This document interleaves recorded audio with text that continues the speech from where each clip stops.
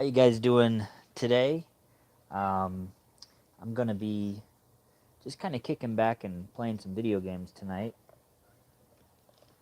I'm feeling much better from when I was all sick and everything. Um, so fortunately, I'm feeling much better. Right now, I'm going to pick which game I'm playing. This is the let's see, what's it called actually?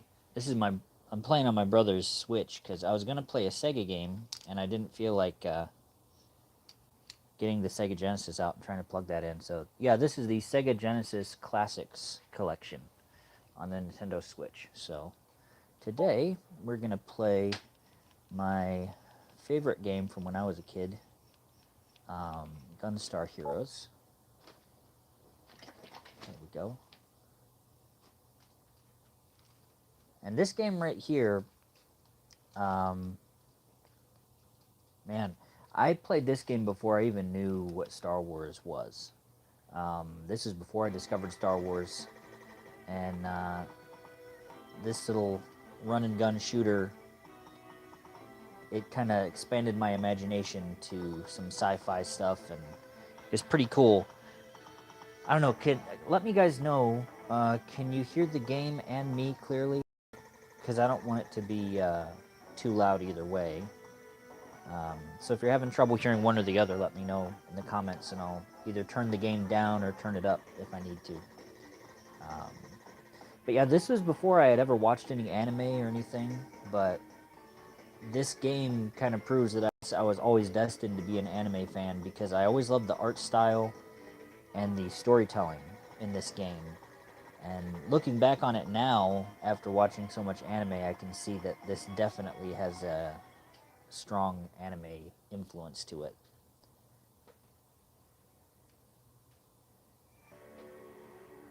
Yeah, here we go. All right. I am going to just play this on easy because I don't feel like dealing with all the bosses on hard because they're insanely difficult from time to time. All right, let's see. You got two characters you can play as. You can be free shot or fixed shot, and basically free shot, you can run around while you're shooting and everything. Fixed shot, you stay in one place, but you can aim your gun. You have more precision over your aiming, but you can't move while you're shooting. So even though I like fixed shot's hairdo, and I liked his karate kick when I was a kid, since I'm playing by myself, I'm probably going to play as free shot just because it's easier to get around. And also, since I'm by myself, I'm going to use chaser. This was the cool thing about this game is you had these 4 different weapons to choose from, and that was very uncommon at the time. And you can also pick the first few levels that you're going to play. So I'm actually going to get this one out of the way because I never liked this stage that much. And that way, um, it'll give some people time to show up in the chat. So.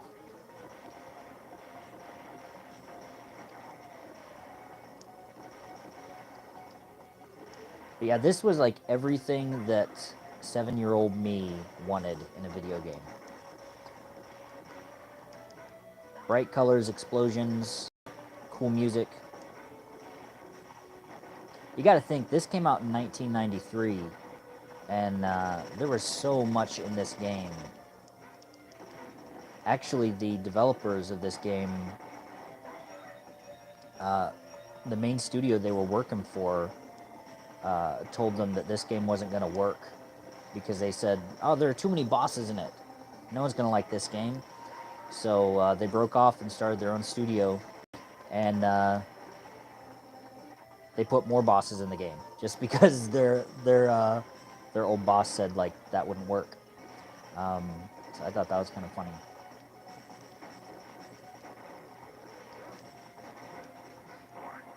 Now, I was playing this a little bit earlier to try to get the hang of it again, and I am very rusty compared to how I was when I was a little kid. But also, I remember the other thing about it was I don't have my brothers with me. So we always played this 2 players when I was a kid, and so I always had my brother Johnny or my brother Michael helping me play this. and they were both way better at the game than I was, so I could kind of rely on them to get me through more difficult stages. And here's the worst part of the game, this little roll of the dice. Now, I will say that this board doesn't look nearly as big to me as it did when I was a kid, so hopefully I'll be able to get through this relatively quick. Alright, good, we got the double chaser here. I always like these little item stages. Okay. But yeah, when I was a little kid, Christmas time was, like most kids, it was my favorite time of year and everything. And there was this one year that my mom and dad, they got like... Oh crap, I hate this one. Hold on. I'll get sentimental in a minute. I'll see if I can get through this stupid stage first. I probably won't. I was never good at this one.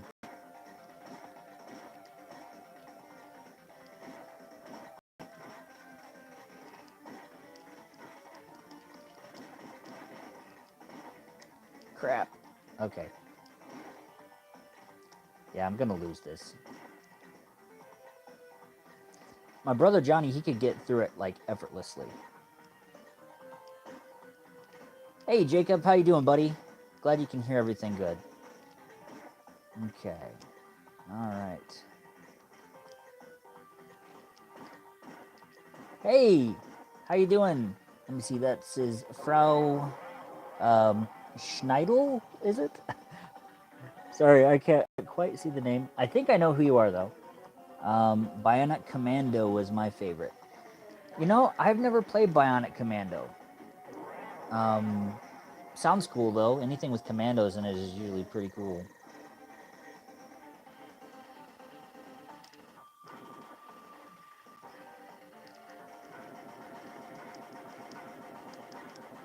Oh, hey, Noah, how you doing? Good to see you. As you can hear, my voice is doing a lot better now.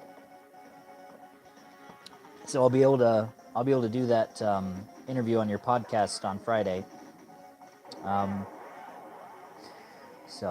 But yeah, that everybody watching, my buddy Noah Dingley, he has a cool little podcast called the Green Jet Ski Podcast, and he has me on it every once in a while to talk movies with him and his host Callie Logan, and they're good people, and so I'm going to be talking with them on Friday. So check them out if you want a podcast to listen to while you're on the crapper or while you're driving to work.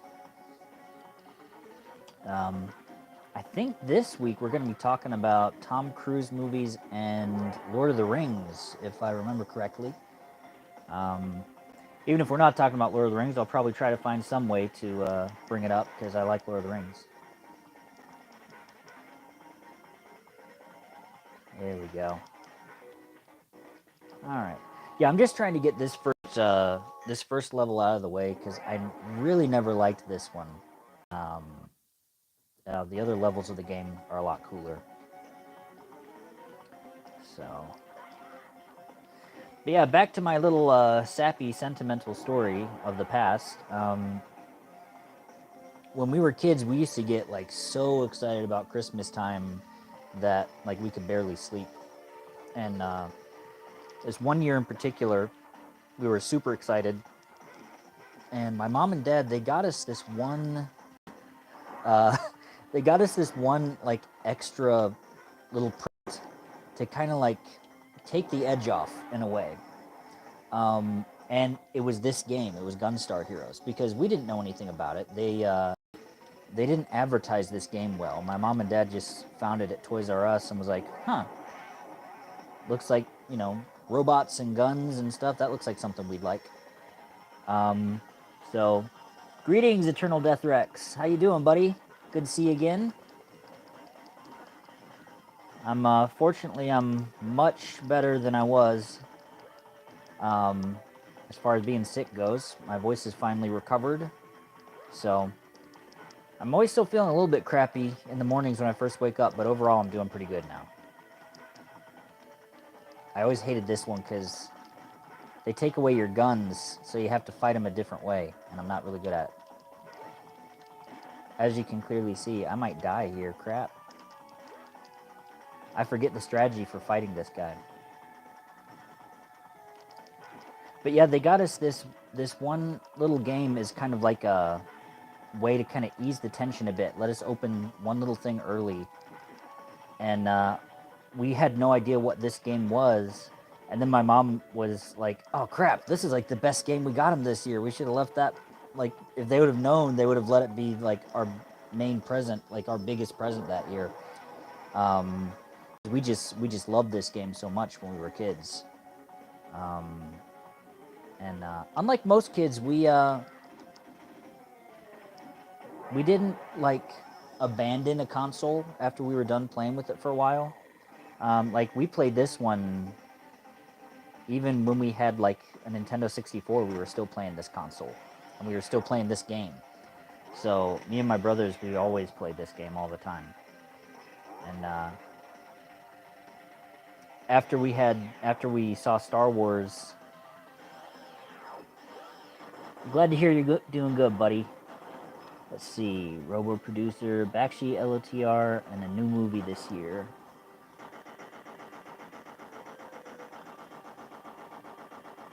Top Gun 3 amount. Oh yeah. Noah Dingley, he was talking about what we're going to be discussing on his podcast on Friday. We're going to be talking about Lord of the Rings and some new movies that are coming out this year. So it's going to be a lot of fun. No, you'll have to tell him in the chat when it's going to air, because I don't know when it's going to air. I know we're doing the interview on Friday, but I don't know exactly when you're going to air it. You know, well, you know, I was going to talk about the Bakshi Lord of the Rings, now that you were bringing it up, but I'm going to leave that for the podcast. So, because I actually watched it for the first time in preparation of the podcast, so I'll let you guys know what I thought about it then. So, got to keep you guys in suspense. But yeah, when me and my brothers played this game when we were little, we didn't really have Lord of the Rings. Not Lord of the Rings. We got Lord of the Rings on the brain. We didn't really have Star Wars video games, because we didn't have a Super Nintendo at the time. We only had a Sega Genesis. And so we used to play this game and kind of use our imaginations and pretend we were playing a Star Wars game, because this was all we had as far as like a sci-fi game. Then we got the N64 and we got Shadows of the Empire, and that changed everything, because then we had a legit Star Wars game to play. Oh yeah, the version of Sam and the Bakshi Lord of the Rings. That is the one thing I will say. I have no idea what they were smoking when they made that. That was like horrible, I will say.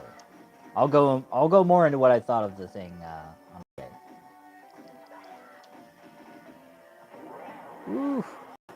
I've only got 2% health. I might die before I get to the final boss. Crap.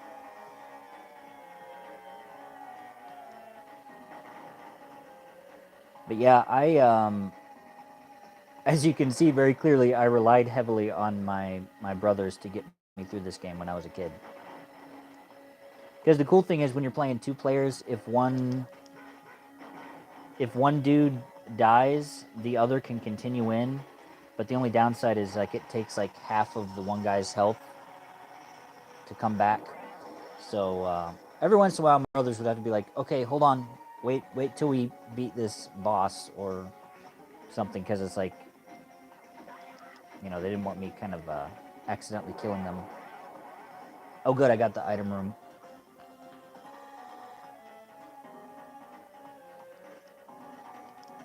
Oh, this is bogging down. What the crap? There we go. It's not great, but okay. Sorry if I'm being a little bit boring. I'm incredibly worn out from being sick. Plus, I've never done a gaming live stream before, so I don't really watch gaming channels, so I don't know what they talk about. Anybody know what people talk about on gaming channels, really? Not that I'm planning to start a career as a YouTube gamer or anything, but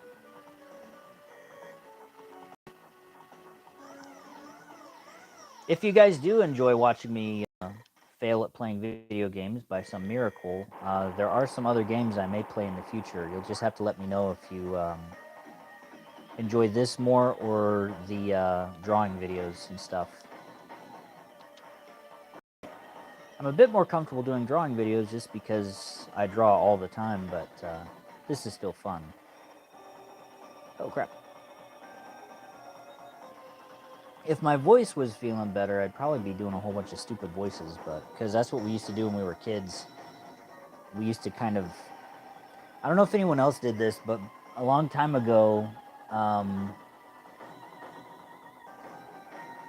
like video games didn't really have very big, complicated storylines.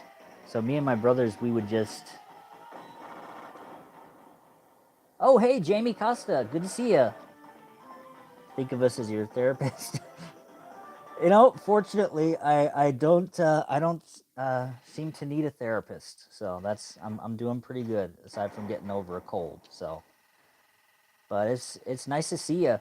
Um, not to put you on the spot or anything, but you're that project you made where you were the sci-fi treasure hunter dude. Have you been able to get any work done on the next one with that or not? I know you were just in like a big time um, movie with Sam Neill, so I know you've been pretty busy. But I was just wondering if you made any progress on that because I really liked that. That was really cool. Okay, let's see. Now we got a couple people watching. Let's go back to the first stage because this is really the best stage of the game. So, you know, it's funny. I noticed looking back on old video games, I noticed that like a lot of them take kind of like the fantasy movie approach of they start out in this like really lush green, beautiful place before they kind of throw you in the deep end of like more kind of violent, dark, depressing worlds and everything. The Sonic games did that. Not that it was very depressing, but you know, with the chemical plants and all that jazz. Oh, that was quick. But yeah, even this game, it's like you're starting out on this really green, lush planet. But it's what is that thing doing? Looks like it's stuck.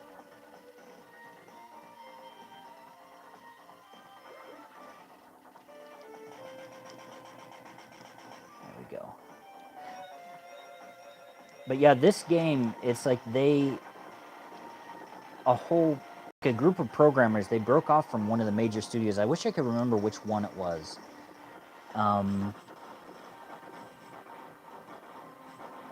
Oh, cool. That is going to be so cool. I'm excited. I'm looking forward to seeing that. Yeah. To anyone who can't see the chat, because it doesn't show up in the replay, Jamie Costa said that, hold on, I'm bringing up the chat again. He said he's gearing up to produce his first feature with that as an extended story, so he's hoping to be in production later this year. That is so cool. I'm really happy for you, dude. I know, you know, it's not like I'm some big YouTuber being like, I'm glad the kid made it, you know, or anything, but it's like, I always love it when I see people that put so much heart into what they do succeeding and stuff. So I'm really happy that you're making it happen.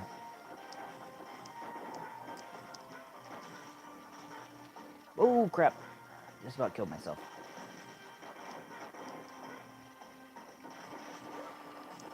So, let's see here.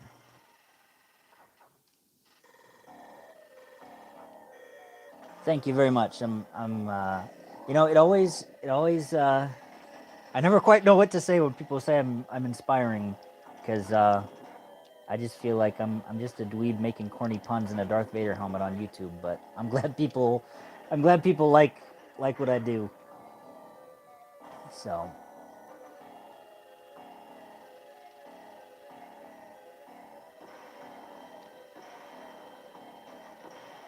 I always hated this part because these guys zip down here and they'd always shoot me 5 times before I'd kill them. I'm just... Okay, there we go. Well, you know, that's very true. Thanks. He says the heart behind it that makes the difference, and that is true, because you can really see people's intent in what they make, and I think that might be one of the problems with some of the bigger franchises lately is a lot of the directors, they seem like they kind of take pride in the fact that they can kind of tick people off with what they're doing, instead of trying really hard to make people happy.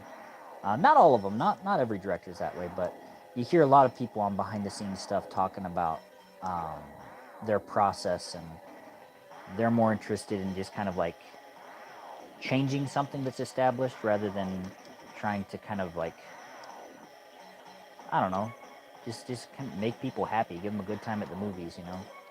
We need to return to that, I think. Not to go on a big movie rant or anything, but it's kind of funny when I think about it, of like how few movies these days that I'm really excited for. I used to be so excited for new movies coming out, but there really isn't a whole lot to be excited about these days. It's kind of a cheat, I know, just kind of standing by the foot, but I discovered that when I was about 8, and I was like, well, why get shot at if you can just camp out by the feet and be safe? You just got to be careful that you don't get stepped on.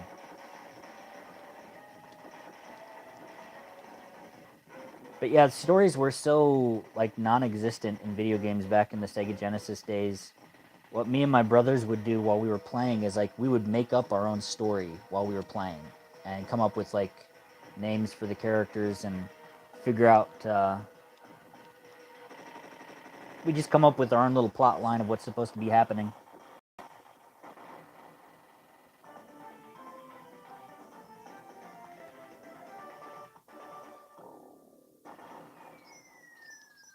Let's see. Sorry, I'm reading some of the comments right here. I found a button that can bring them back up, so this is nice because now I can actually answer people better.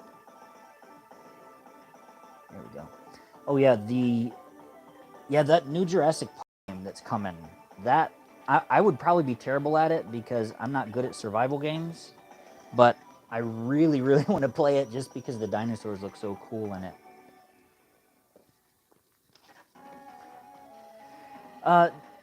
You were Jamie Cossey. You were in a Jurassic Park fan film a while back, weren't you?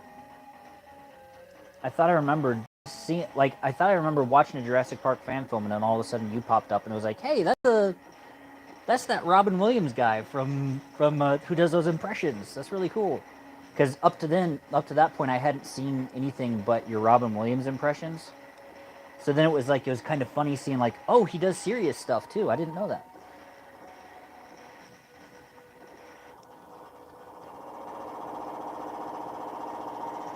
I do wish we could get like a return to the feel of the very first Jurassic Park movie.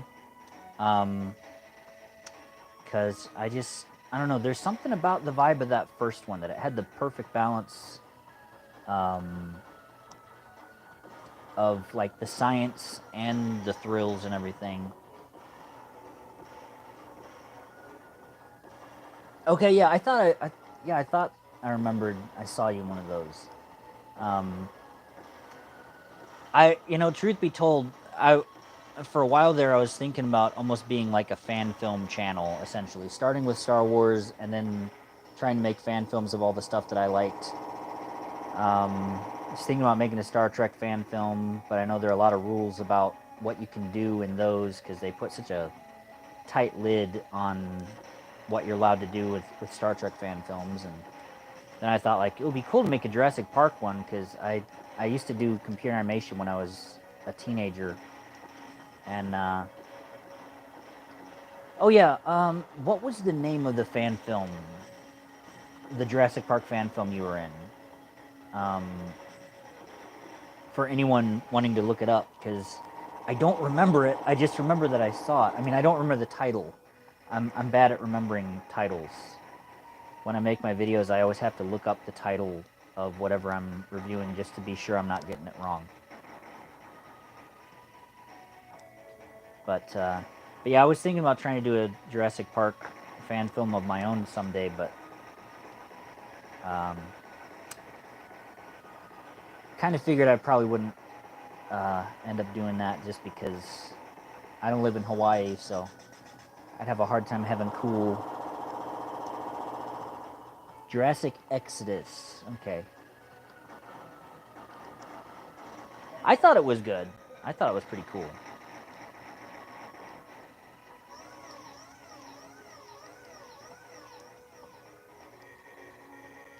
But I'm kind of working on something that's kind of like, it's almost a fan thing, but not quite. It's kind of weird. It's difficult to explain.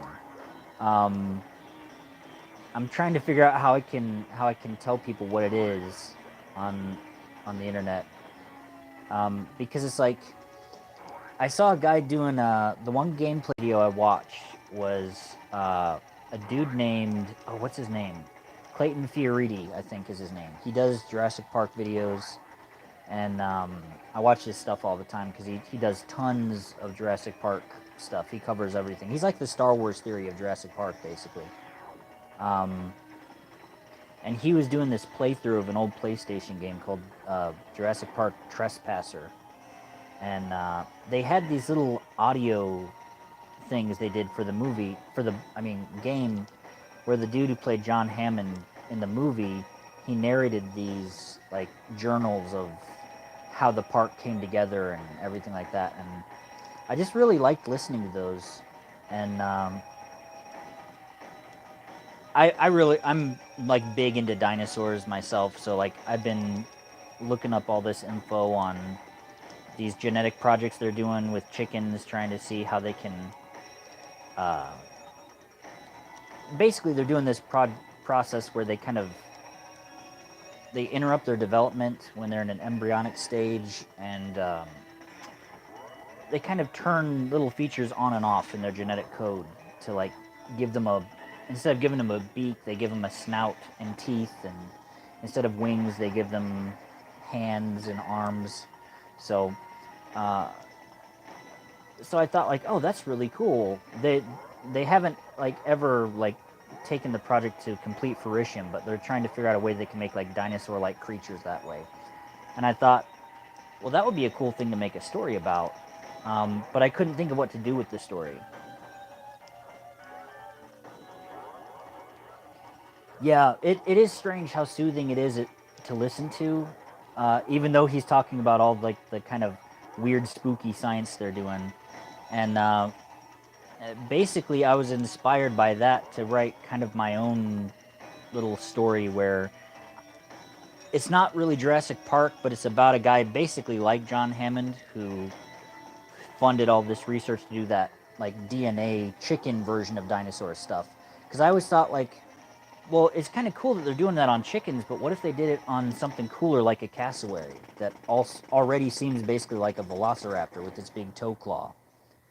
And so the more I thought about it, I thought of all these weird genetic combinations and how if you mix different like animals together, you could get like pretty good facsimiles of dinosaurs. And I've actually got the first chapter up. It's called Neozoic Island. I've got it on the channel. I need to finish the final chapter. Then I'm gonna post the whole thing up here on YouTube. And so I'm never gonna be able to turn it into like a film, but it's gonna be like a fun little audio play to listen to. So I got a couple of those that I'm working on right now. I've got Neozoic Island, which is almost finished. I'm working on actually a musical, as weird as that sounds. I started out as a musician, not a filmmaker. And I dreamed this whole musical about a cursed pirate and him trying to get the curse lifted off of him. It's like a big treasure hunting thing. It feels very much like a Disney movie, honestly. I was incredibly sick with COVID once, and I had a fever dream, and I dreamed this whole musical. When I woke up, I was just like dude, that was the weirdest dream I've ever had in my life, because I don't, you know, I don't typically watch musicals that much, but, you know, I watched a lot of Disney movies growing up, and so I remembered a couple of the songs, and so I recorded the ones I remembered, but I remembered the idea of all the rest of them. So I've been working on kind of filling in the blanks of the songs I didn't remember, and I've started designing characters. And what I'm going to do is I'm going to post that as kind of a kind of an animatic sort of thing, where it's like storyboards with all the sound to it. So you're going to be kind of listening to the movie and seeing little images of the characters, just so you can get an idea of what they're going to look like. And then if people end up liking it, I'll try to run a Kickstarter and see if I can get it turned into like an independent animated film. One of my weirder projects, but, you know, it's kind of fun to work on, and I miss hand-drawn animation. So hopefully we'll be able to get that made. So, yeah, Jacob Stauffer just said that he wished he could dream songs and write them down, because he has trouble writing songs. It's tricky. It's definitely tricky, writing songs.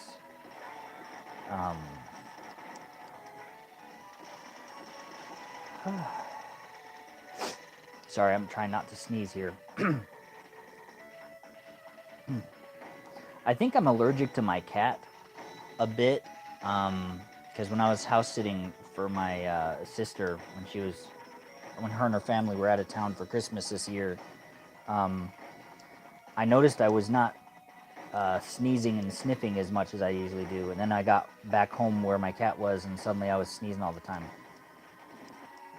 So it's kind of like I build up this little semi-immunity to her, where I'm not sneezing as much all the time, but when I'm fighting off being sick, it seems to get worse. It's kind of funny.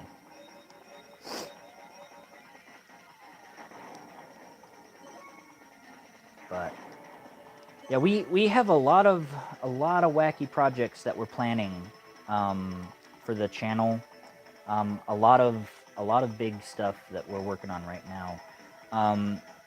Before I got sick, I was making a lot of good progress with my buddy Micah, who played the Jedi in our Star Wars fan film. We're working on it's going to be a little short film. Everyone here probably already knows about it, but it's like a swashbuckling monster movie. And we're working on the sword fighting right now.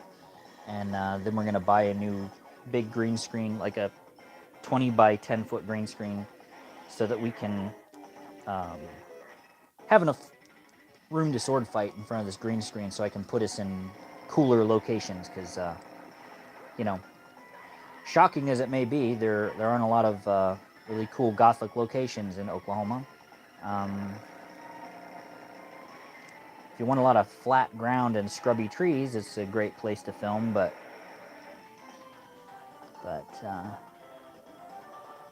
yeah. Hey guys, that's my mom in the chat there. Say hi to Mama Shmee, everybody. Let's see if I still got it. Let me see. Yep, that's what we'd always do. We always try to land. I know it's immature, but we were little boys. We always tried to land on them that way. Okay. Yeah, she said, too bad that the games aren't here, because we could play like we used to when we were kids. Let me see. This is where the game gets a little bit tricky here.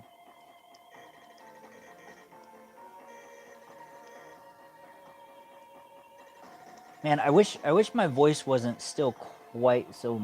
It doesn't sound bad, but it hurts when I try to do stupid voices, because we would always read all this dialogue and all kinds of, like, goofy voices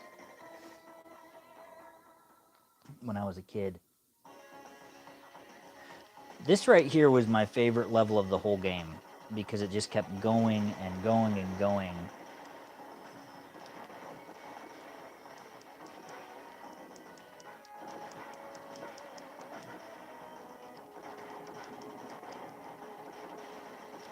But yeah, these kind of, you know, I'm still getting the hang of this I'm still getting the hang of this live stream thing, but I must say that, like, there is part of me that kind of enjoys it in a different way, more than the Vader thing, even, just because, not that I switched to only doing this. I don't want anyone to be worried that I'm trying to slowly phase out and be like, well, I'm just never going to do Vader again. The only way that would happen is if we started making so much money working on, like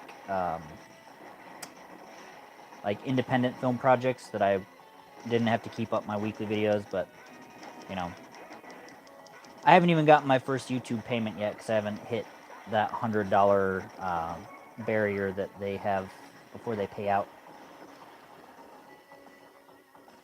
Greetings, Janelle Waz. Good to see ya.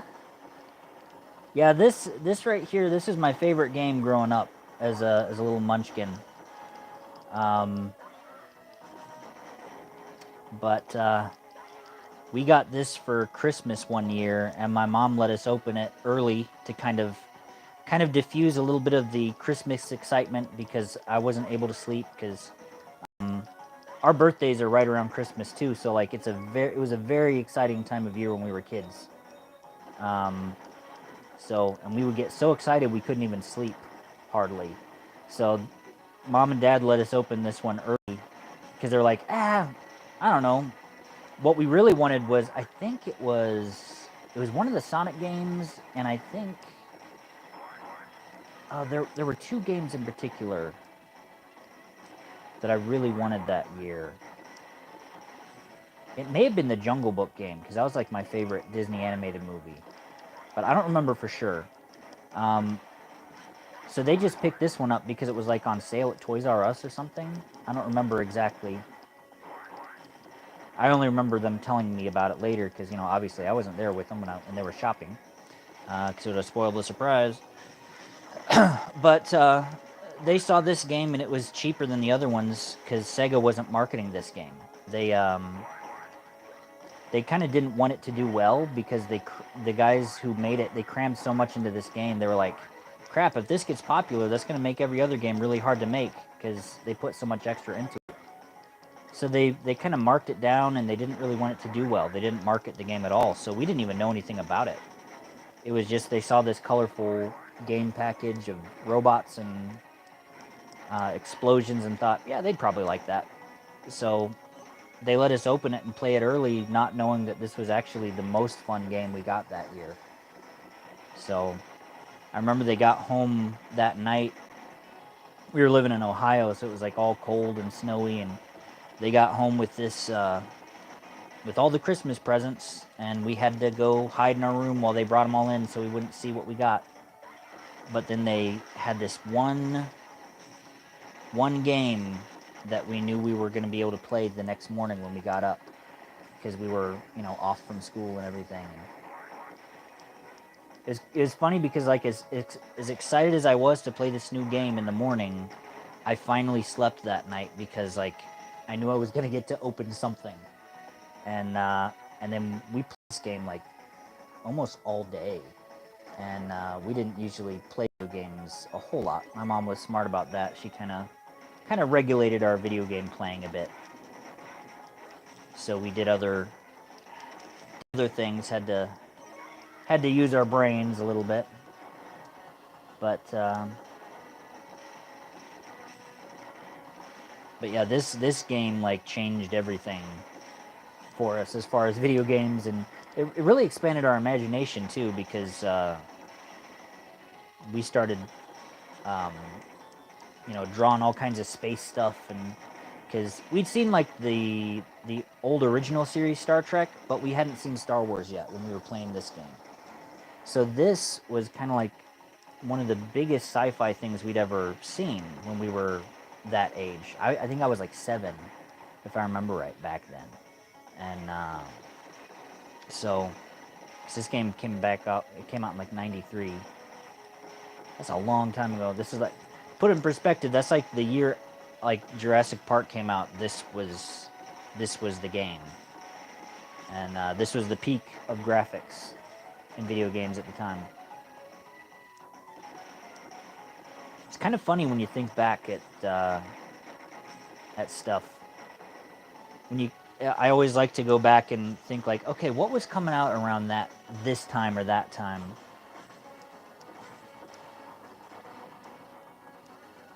But yeah, let me see. I'm trying to bring up. Hold on, I'm gonna stick in one spot for a second so I can try to bring up some comments. I've missed a couple. Okay, so Jacob Stoffer, you've been doing well so far. I've been to all your live streams and you seem to have it down. Well, thanks.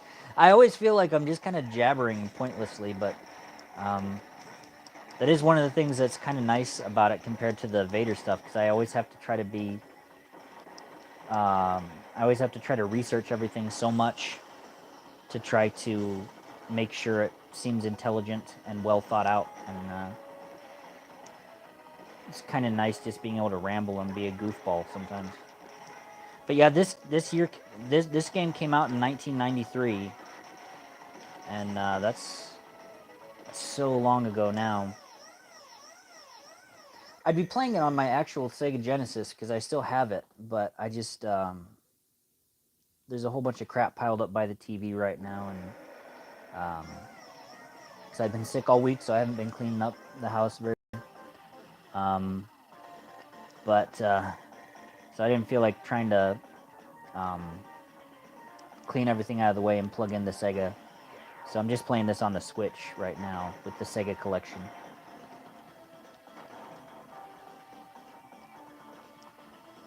Waz, you do pretty well with the streams. Hold on, I'm bringing the comment back up.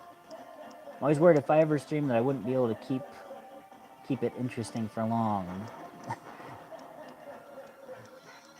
Yeah, well, I mean, I guess, you might could give it a try. I mean, because, I don't know. I'm not really sure what makes listening to me ramble very interesting, but maybe it's my dashing personality. I don't know. I'm being sarcastic, if you can't tell. Oh, crap. I used to be a lot better at dodging his fire attacks than that. There we go. That's better. This guy, actually, he was designed to kind of make fun of M. Bison, because their main competitor was Capcom, the guys who made this game. So they wanted to make a boss in this game that was like a low-level idiot.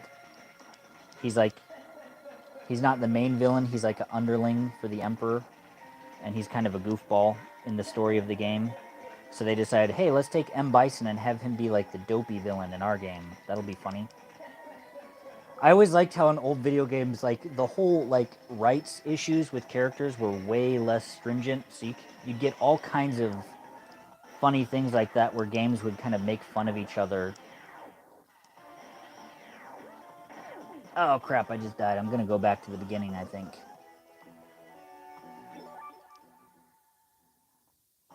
Yep, that's the hard thing about this particular level. It's like, when you die, you go back to the very beginning. Hold on, let me try to read a couple of these. Hold on. Let me see. Hold on, I'm trying to read the comments here.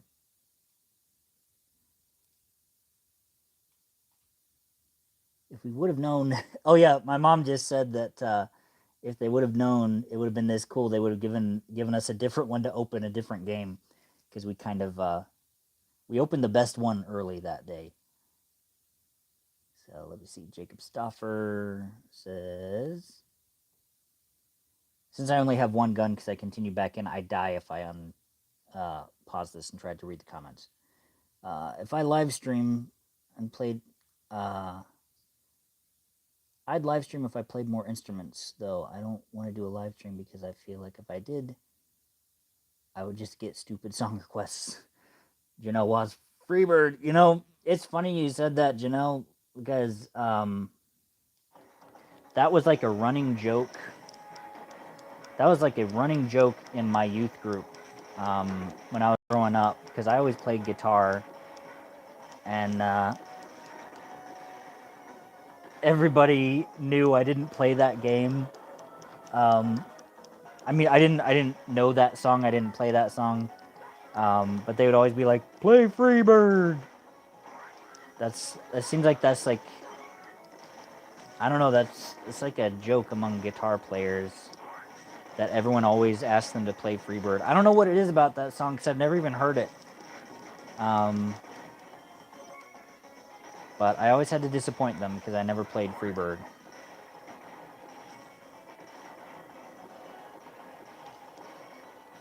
But yeah, I mean, to anyone talking about like, I don't know about doing a live stream because I don't know if I'd be interesting. It's like you never know what's going to be interesting to other people because I just talk about nonsense. Everything I've ever talked about on my live streams has just been, I don't know, kind of sappy, reminiscing about my own childhood. Usually when I was doing animation or when I was drawing or whatever. So you don't have to have a humongous subject, or if you're really nervous about it, I guess you could like write a little list of bullet points on a laptop and have that open next to you. That way you can just kind of seem like you're a genius pulling trivia facts from memory, but you're really just kind of looking over at your laptop real quick to try to remember some interesting information. Bring up the Wikipedia page about whatever game you're playing, and then just casually drop it like, by the way, did you know that in 1987, blah, blah, blah, blah, blah. Then it seems like, whoa, they're a genius, but really you're just reading it off a laptop.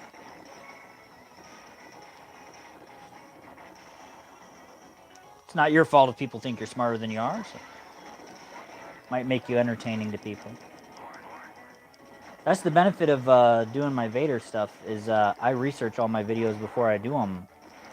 So it does make me feel, it makes me seem like I'm a lot smarter than I am to people. So you never know. Throw in a few big words and research your topics ahead of time. That does wonders for making you seem clever. Or you could just do what I'm doing and ramble about nothing important. There's always that too. But like, question for you guys: what were your favorite games when you were little? Because I'm rambling on and on about stuff, but since you're here in the chat, I'd like to be talking with you guys about stuff. What were your favorite games when you were little? Let me know in the chat. I almost said in the comments below. I'm used to saying that at the end of every video. Let me know in the comments below. And yes, I do read them. I read every single comment. And if anyone's watching, if I've never answered your comment on YouTube, it's because I didn't see it. It's not because I was trying to ignore you or be mean or anything. Because YouTube is funny with comments every once in a while. Sometimes they will... sometimes they don't show a comment until like a month later from when it was posted. Other times it never shows up. And then I'll go back to an old video to answer someone else's comment that I just saw got made. And then it's like, hey, here's like 3 comments from people that it never told me they commented. That really frustrates me, because it makes it look like I'm being a jerk because I'm answering everybody else but these other people, you know? And it makes me feel bad because I don't want people to think I'm... I don't want people to think I'm being a jerk or ignoring them purposely. So if I never get to your comments or questions or anything, just... it's nothing personal. It's just YouTube being YouTube.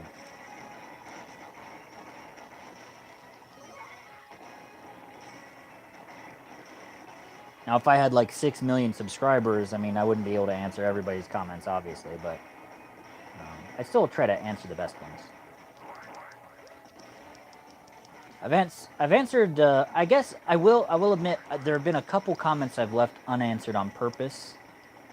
If people try to bring up political stuff, just because I don't get political on the channel, because I don't know, I want everybody to be able to watch the channel and have fun and get away from all that crap, not think about it. And there were a couple jerky comments on the fan film I just ignored, because it was kind of like, well, I don't know, there's no way to really answer that guy. He's just kind of in a bad mood, I guess. And anything I say is not going to change his mind, so...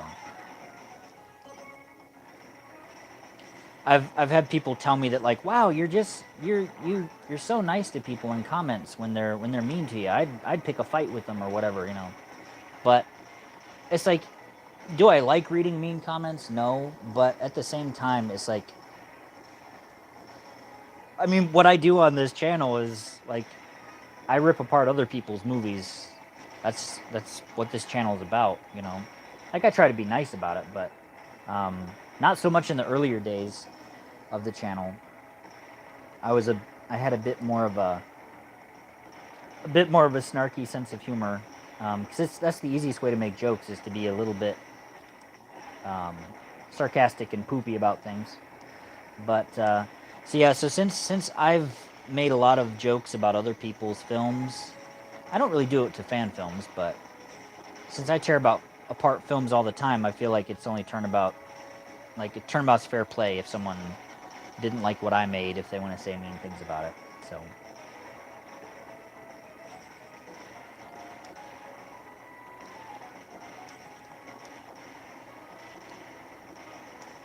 okay, good. I didn't outrun the hearts this time.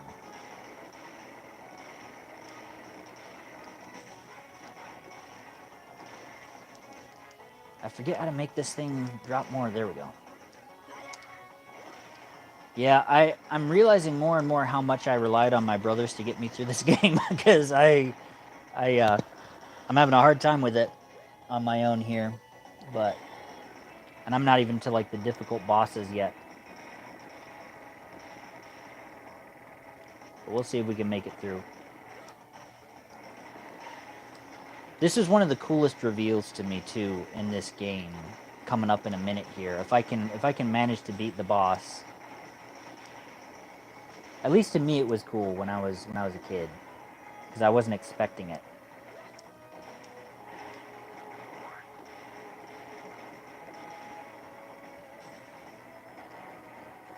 I always liked how the color of the enemies changed throughout the level too.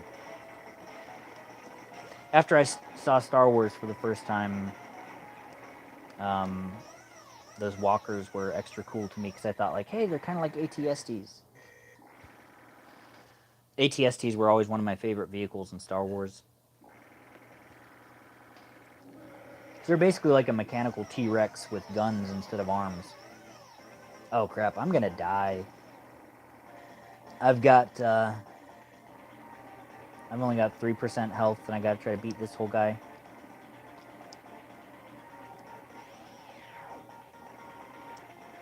Which means I'm gonna have to go right back to the beginning.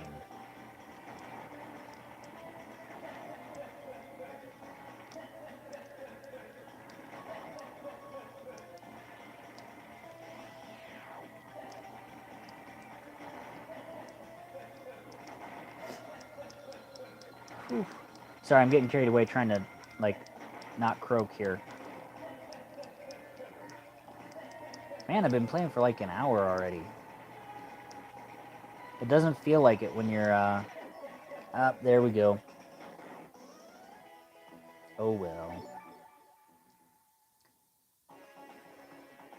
Let's see if third time's the charm.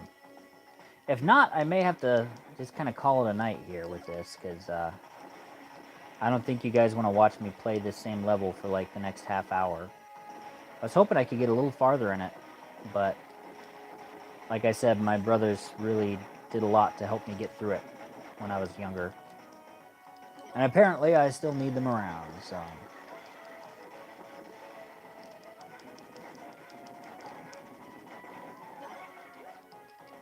But yeah, this, I have a lot of really fond memories of this game. And when I was a kid, in like the very early days of the internet, we're talking dial-up, when you couldn't use the phone if someone was online because you were plugged into the phone line and all that. We found some of the sprites for this game online, and to me that was like the coolest thing in the world, because it was like, in Paint, what I would do is like I would look at those sprites, and then I'd draw my own little Gunstar heroes like characters and sprites. And I was always like, man, if I just had a program that we could kind of put these together and we could make our own game. And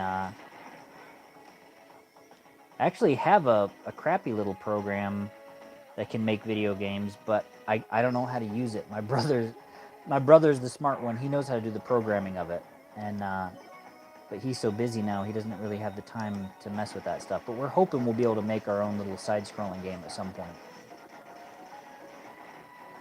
The tricky thing is trying to decide what we want to make a game of, because we had so many ideas for video games we wanted to make when we were kids. It's kind of hard to break it down to be like, yeah, okay, that's the one to work on, because, you know, when you have to, like, draw everything, and then, of course, the hard part for my brother is, like, he has to do all the programming. It's a very daunting process, making a video game as two different guys, as, like, just two guys, basically. But, we're hoping to do it at some point. I wish I knew how to use Unity, because, Unity is compatible with the Nintendo eStore. So it would be cool to be able to make a game and then put it up there and see if people would buy it. Because when I was a kid, I had like 3 ambitions when I was a kid. I wanted to make my own video game, I wanted to make my own cartoon, and I wanted to make my own action figure. And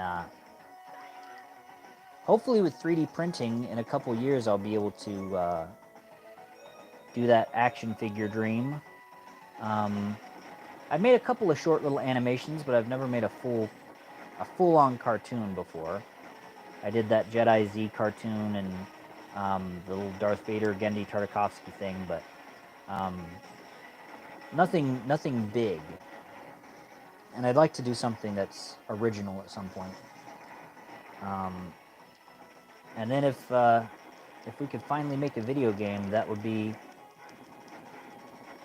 all of my childhood aspirations come true.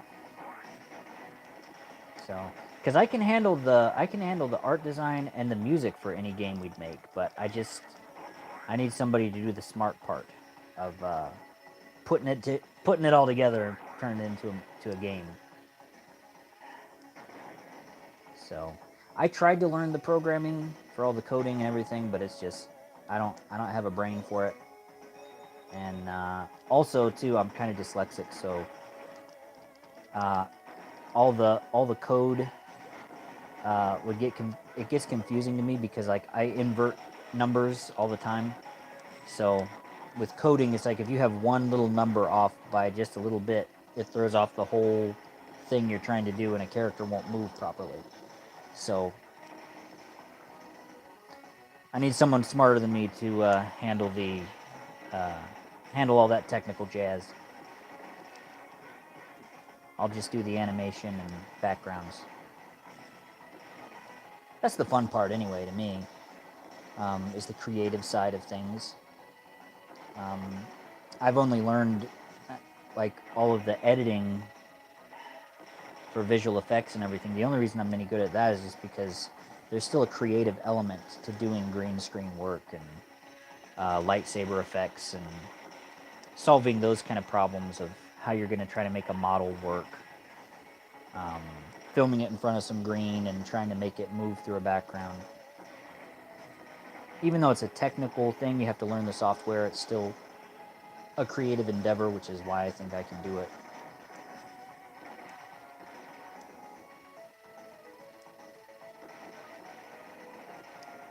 I'm pretty much useless at tasks that don't involve a lot of... it's not kind of like a creative thing. I'm not usually very good at it. So, kind of a one-trick pony. If it's not like drawing or music or something like that, I'm not the best.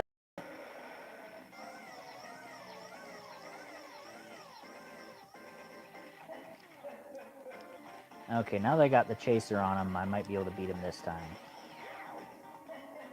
Or maybe not, who knows?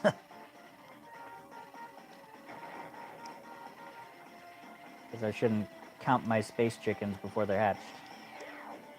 Ah, my timing is so terrible. See, I'm half looking at my tablet screen, half looking at the big screen of the TV that's in front of me. So I'm trying not to miss people's comments, but so it's kind of throwing off my plan here just a little bit.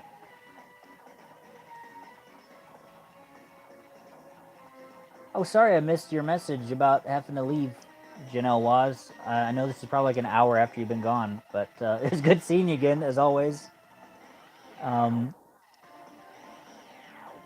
Enjoy your Star Trek. I wish there was a good Star Trek game to play on the SEGA. I think there was like a... My brother would have loved that, because we played Starfleet Academy on the computer all the time. We tried to play Star Trek The Next Generation Final Unity. It was like a DOS game, but it was like very confusing to us when we were little.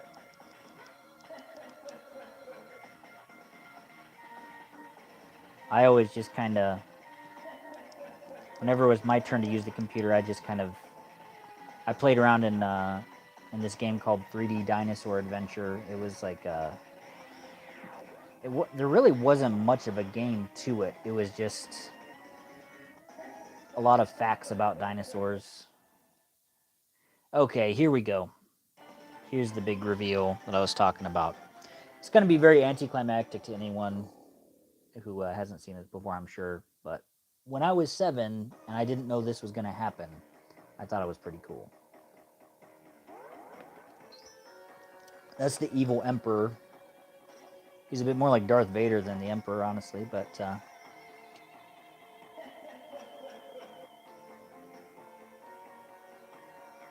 But seeing him jump back there and then what happens next, it's like it just really surprised me as a kid. Because up until this point, I thought that that big structure that he jumped back to in the background, I thought it was just like a piece of the background. But then knowing it was his big spaceship this whole time, that I didn't even realize, I just thought that was incredibly cool when I was a kid. So, like I said, anticlimactic now when you're older, but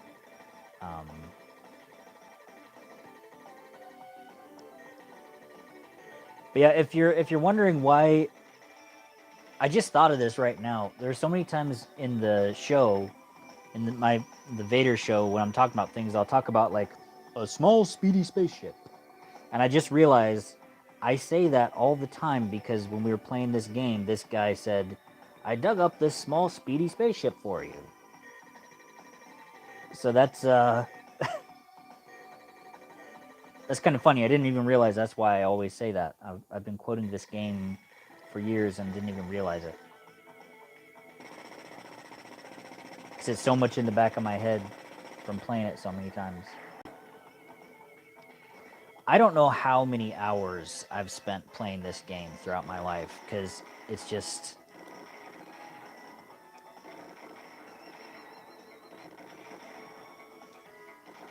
because how we'd play it when we were little is like, you know, I'd play it once through with my younger brother, and then he would play it once through. My older brother and younger brother, they'd play it together, and then I'd play it with my older brother and either my older brother or younger brother after that. So it's like, we'd usually go like 3 times in a row, like playing this whole game through. And usually I'd play it once, and then I'd just start drawing after my time of playing it. And then I'd just listen to the music and do stupid voices and talk while the other guys were playing it. And it's a lot of fun.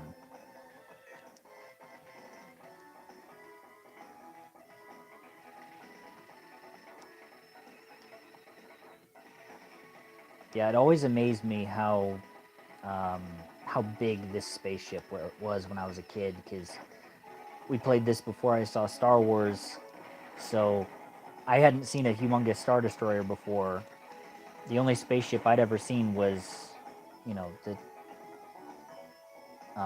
original series Star Trek ships up to that point. So this, like, just totally blew me away as far as how big the spaceships were. And, you know, the graphics look funny now, but back in 93, these graphics were, like, amazing.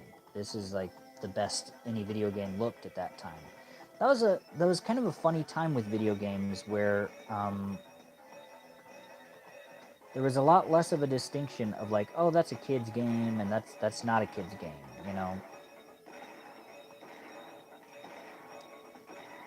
Now you got such a clear delineation between what's like a game for kids and what's like a grown-up game, you know. But back then it was like a kid could play Contra or an adult could play Contra and they'd both enjoy it. So I know there were some games that were more kind of fringe games that were very inappropriate for kids, but there weren't as many of those back then. I keep forgetting about my booster. I'm trying to figure out how much longer I should go with this, because I don't think I can get through this game in another half hour, because I think there's quite a bit left. So I got to get through this stage, then I got to get through the inside of this ship and fight a boss, and then I think there's like a big, there's the big major boss level at the end of the game. Because that's the crazy thing about this game. The final level is you have to fight through every boss back to back to back. It's like you're running a gauntlet of every boss. And then after you beat all those, there's like one more big main boss of the whole game that you have to fight. So they kind of overdid it with the boss levels in this game, but it's fun.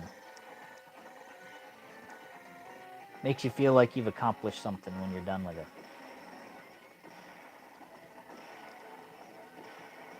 So I know we're about like an hour into this. So anyone who's wondering why there wasn't an episode of Vader Reviews last weekend, is because I got like incredibly sick out of nowhere. Tuesday night of my last live stream, right when I was done, I was feeling great when I was drawing my comic page in last week's live stream.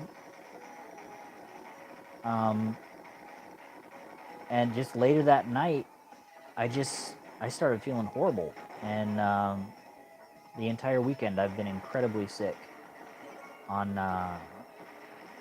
Like I couldn't even talk at one point because my throat was almost swollen shut. So I've just been sleeping as much as I can these past couple of days, and fortunately I'm doing better now. I'm still feeling pretty weak, but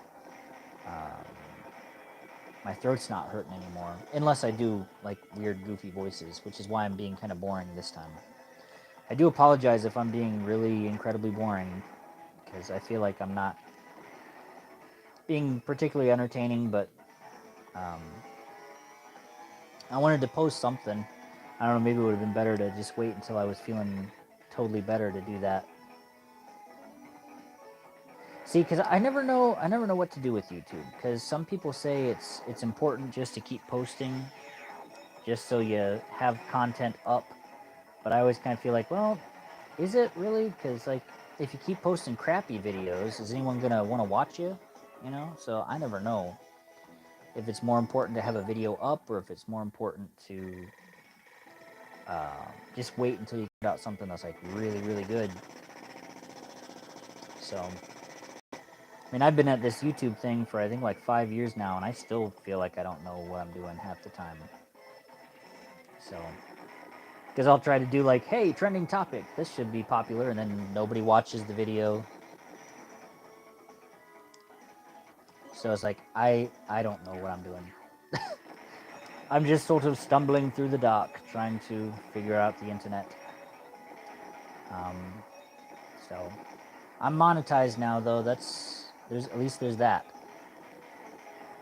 So if you're watching my videos and ads pop up, don't skip them, because that's the only way I get any money. If you want to help me out, but you can't donate, because I understand money's tight. So if you want to help support the channel, just don't skip the ads. unless it's one of those like 2-minute ads that they put up sometimes. It's like a whole separate YouTube video practically. It's like you can skip that one. I'm not gonna try to hold you there hostage for 2 minutes to watch some stupid video about camping boots or whatever.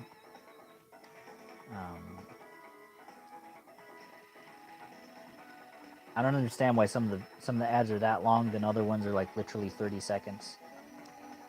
It's kind of strange.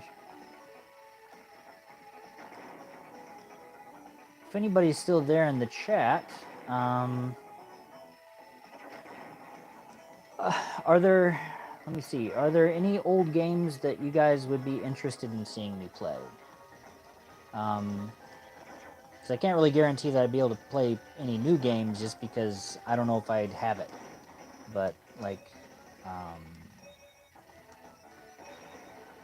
have quite a few older games. So I don't know if this game thing is very interesting to you guys, or if you'd rather me get back to just kind of my drawing videos.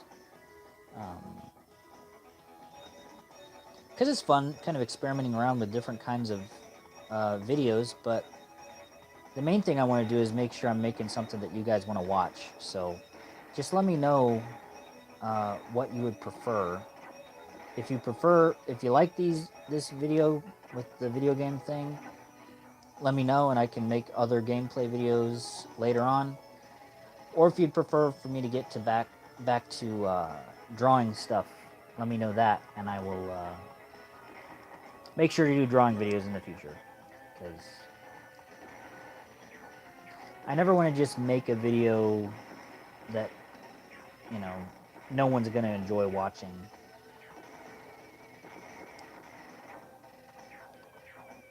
Because the whole point of a channel is to try to entertain people. I'm probably doing a bad job of it tonight, but hey, give me a break. I'm sick. I'm still getting over it. So I'm pretty worn out. I don't know. It might be kind of funny to listen back to this later to see, like, is there any discernible difference? I feel like I have the excuse of like, well, you know, this is a crappy video because I'm not feeling too great and I'm really tired, but maybe this is just how I am all the time. I don't know it. Maybe I'm more boring than I realized.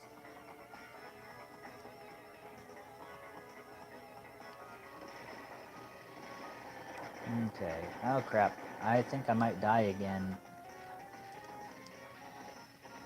I was just starting to think I was doing well, but I'm back down to 17% health again. So I think I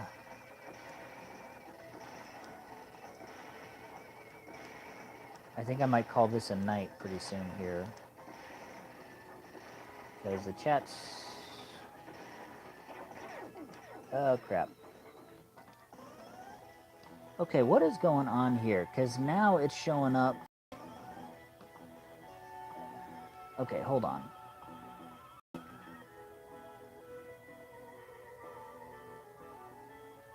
I'm sorry, guys. It's showing me that there are a whole bunch of, like, chats that that I haven't seen.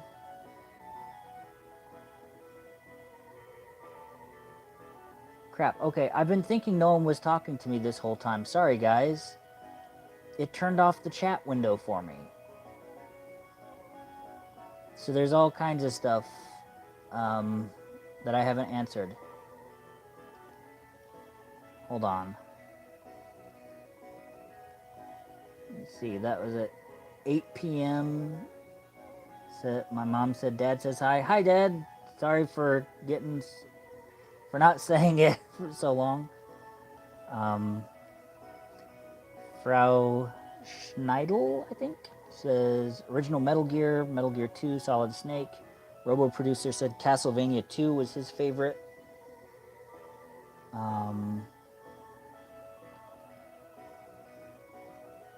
Not sure anything I play can be recommended. Jurassic Park Collection is on Steam if you're interested. You know, I think I played the old Jurassic Park game. I have I think I have the Rampage edition on Sega Genesis, where you play as the Velociraptor.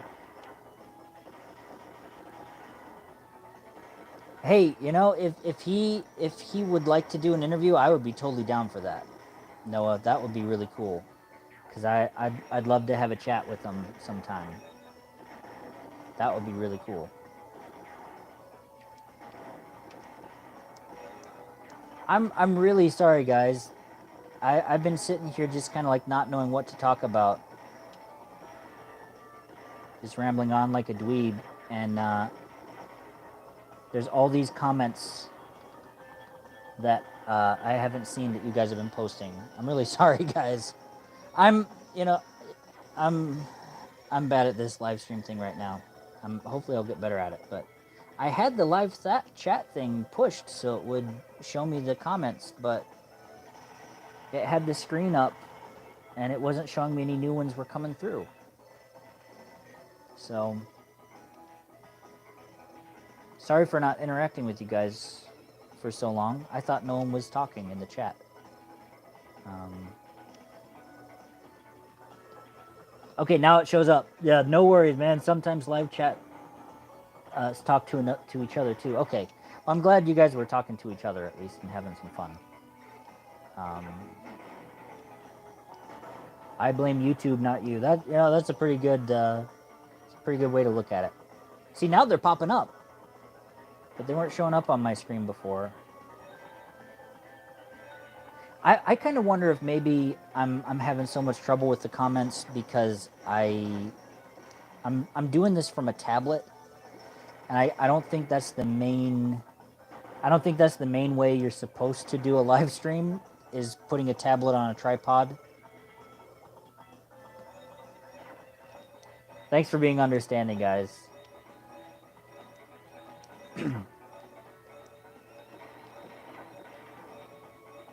But yeah, I'm wondering if trying to do this from a tablet is kind of making it sort of janky with the comments and everything. Because trying to do this from the YouTube app is kind of dodgy, and a lot of functions don't seem to work too great in it. So what I do is I just have my my Samsung tablet and I just put it on a tripod, and I'm just pointing this at my TV.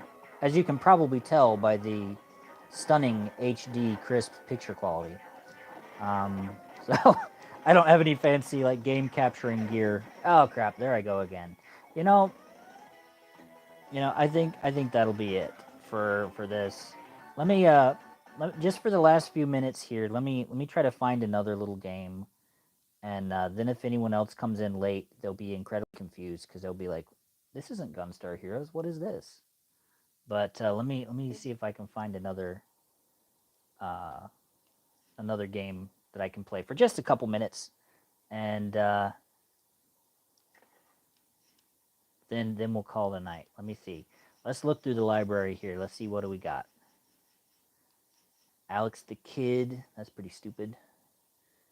Alien Soldier. I don't even know what that is. Alien Storm. Altered Beast. I've seen memes of Altered Beast, but I've never played it before. Beyond Oasis. Biohazard. I miss the 90s too. I really miss the 90s. It was a fun time. I know I've mentioned it all the time on the channel, but I miss Surge. It was like the most 90s drink ever. It's more caffeine than Mountain Dew. It came back for a little while, but they had to call it an energy drink because it was so unhealthy. But it tasted good. It's probably good for me that it's not around because, I drink too much of it and it's not good for my health. Yeah, I know, Mom. It's really annoying when that's the one thing about old video games that is frustrating is when you die and that sends you right back to the beginning like that. Let me see.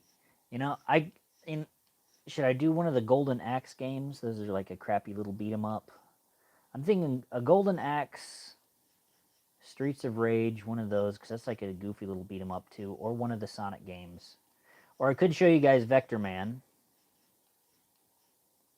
That was another one of my favorites from when I was a kid. So, what do you guys want? You want a little bit of Sonic, a little bit of Streets of Rage, or Vector Man? Which of those three sounds good to you guys? As Bane would say, I leave it to you, the people. So, which one do you want to see? Yeah, I miss consoles including a lot of games too, and I miss actually owning them. I know the one of the big executives from Ubisoft, he just shot themselves in the foot because he made this post saying like gamers need to get comfortable not owning games. And everybody on Twitter is being like, "Huh, well then you should get comfortable not getting my money then, because I'm not gonna buy your games if I don't actually own them." So, but yeah, let me see. We'll just do eeny meeny miny mo here then. Let's see.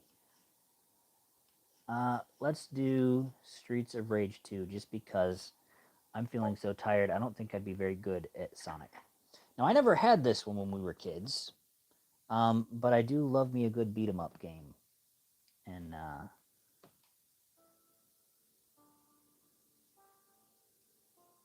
year after the battle, the city that had been plagued with crime and violence was safe and peaceful. However, evil has once again cast its shadow over the city. Mr. X. Okay, I can't read all that. Not in that stupid, phony Optimus Prime voice. Thanks. I said I wasn't gonna do stupid voices because it's making my throat hurt, and I just did it out of habit because I always read narration in video games in stupid voices. Okay, let's see. Who should I be here? Let me see. Max, Axel. She looks exactly like the sprite for April O'Neil in the Teenage Mutant Ninja Turtles tournament fighter game. I wouldn't be surprised if they just ripped it right out of this game. I'll be Axel. He looks like a rad dude with a headband.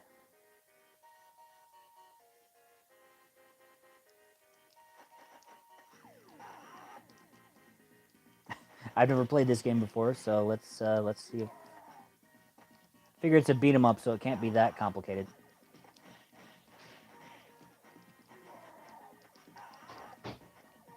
I won't go for too long in this one because I know people got places to be, so I don't want to waste your time. Hey, money. Wouldn't it be nice if stuff was like that? You could just punch a trash can and find a bag of money.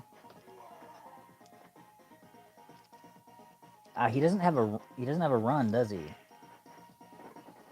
A lot of these beat 'em up games, like if you hit.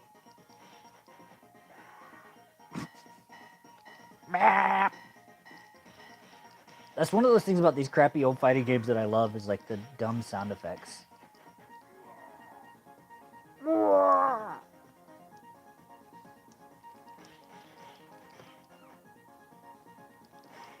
Yeah, someone said like destroying clay pots to get money in Legend of Zelda. If I could find some gems every time I busted a clay pot, I'd hang out at the Pottery Barn. I'd pay for everything I broke afterwards, obviously, because I'm a nice guy like that. But I could afford to, because I would have found rupees in every single pot that I broke. This is making me want to play a Ninja Turtle game now. Oh, it's funny. Like I was just talking about Ninja Turtles, and you just said that you used to play the Ninja Turtle game. In did you say the dentist arcade? The dentist waiting room. Now that's a cool dentist if they got a Ninja Turtle game set up in their waiting room. That's one way to get kids to come to the dentist.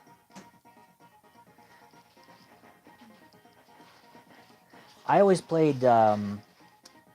I played the Hyperstone Heist when I was a kid. That was on the Sega Genesis. It's basically like an arcade beat 'em up. but it was just on the Sega Genesis. So, but my brother, he has like a whole collection of all the Ninja Turtle games. You know, I still need to play the Shredder's Revenge. I played a little bit of it multiplayer once, but I don't remember playing much of it. But it was really cool from what I remember. I want to play that whole game through by myself one time.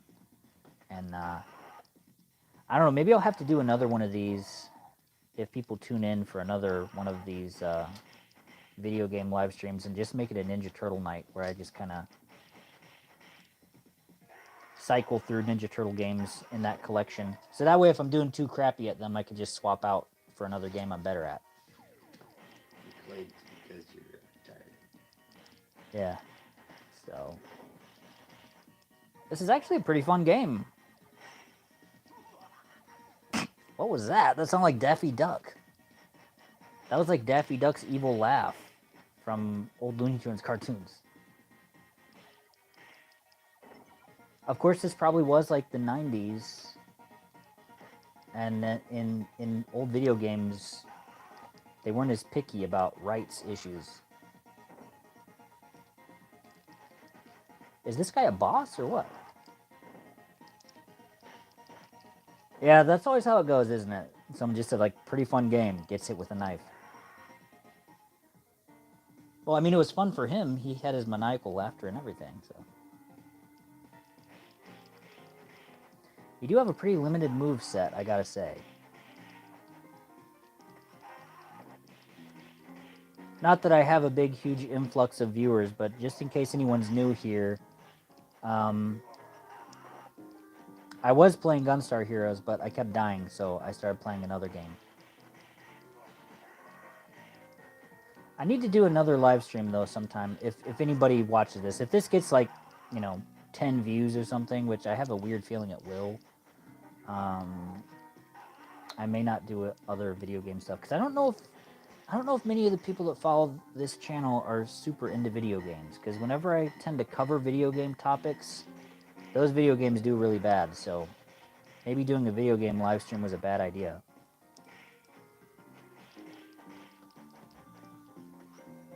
But, speaking of video games, though, I still need to play the new Legend of Zelda. I played Breath of the Wild, but I haven't played Tears of the Kingdom yet.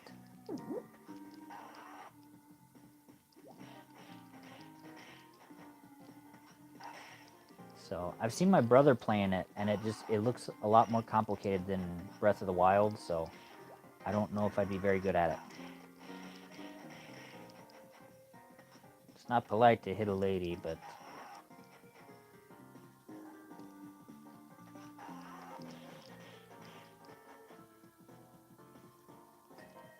You know, someone just said, imagine the characters from Tango and Cash or RoboCop or John McClane jumping into this. I'm surprised some studio hasn't tried to do that yet. Because they would make a ton of money with a game like that.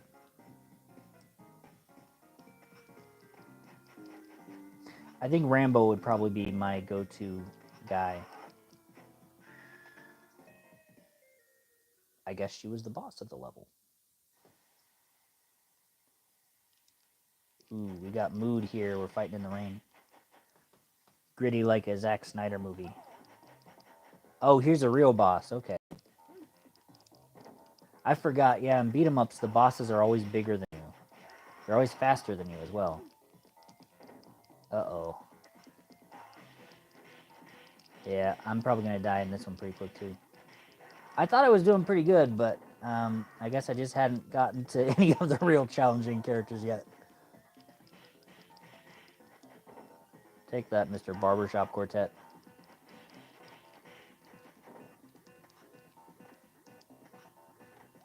Yeah, no, if you like these old games, like if you have a Switch, I could highly recommend this Sega Mega Collection because it has a lot of good old games on it. But have a good night, Noah. I'll talk to you on Friday, and it'll be fun. Hopefully, my My voice is okay now, and hopefully by then my brain will be less foggy than it is tonight. So I'll be more articulate. But I'm looking forward to talking Lord of the Rings with you, buddy. So you have a great night. Oh, sorry if the audio is cutting out. That's probably on my end. Because I don't really have. I'm streaming this from a tablet, and I don't have great. I don't have the best internet here, so.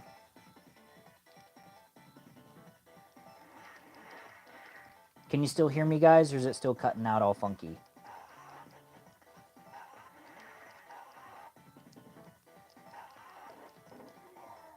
Huh. Okay, well. Someone says fine on their end, so I don't know. Maybe it's a mix of things. Sometimes my audio doesn't work. Oh. Okie dokie. Yeah, a lot of people are saying the audio is fine, so it might be on your end there, buddy. Sorry about that. I thought it was the tablet because every once in a while the audio cuts out because of the speed of the internet that I've got here. But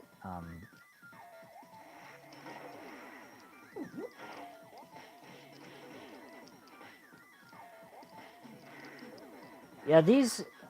My mom was just saying that this game would drive her nuts. Does it look a bit too monotonous?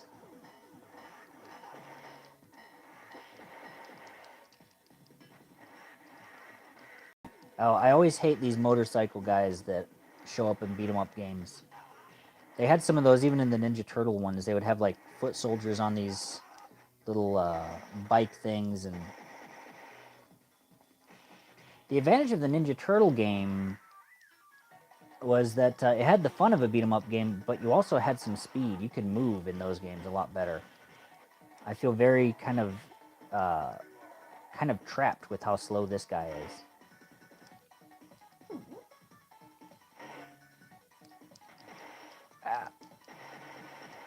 I think I'm going to only go for a little bit longer here because this was supposed to be a Gunstar Heroes live stream, but I just kept dying on that same stage over and over and over again. So I thought, like, well, I'm not gonna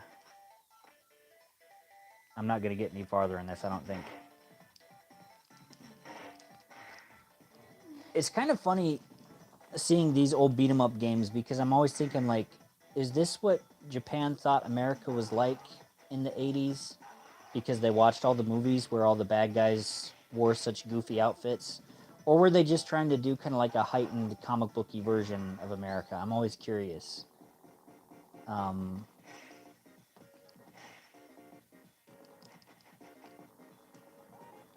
not sure what I'm supposed to be doing here.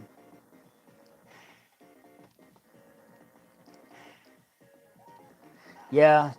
That's my brother Michael in the comments there. He said maybe I need backup next time I do Gunstar Heroes. I definitely do because I forgot that like I never flew the spaceship in that space stage I was always dying on. I was always the gunner.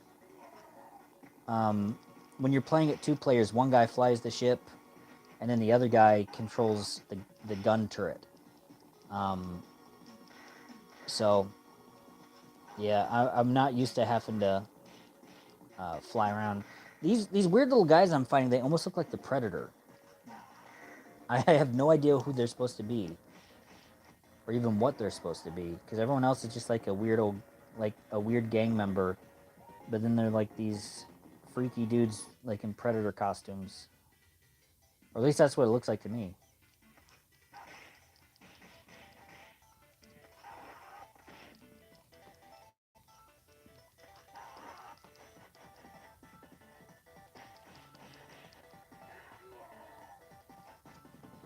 Hold on, I'm trying to bring the chat back up. Some Asian countries really love the more Western media, kind of like how American people love anime. That was a comment I was reading. It's interesting. I kind of wonder if that was like what was going on with this game. If they just saw a bunch of crappy like B action movies from America and thought like, hey, that's a cool place. I'd be interested to know like kind of the thought process between some of the design in these games.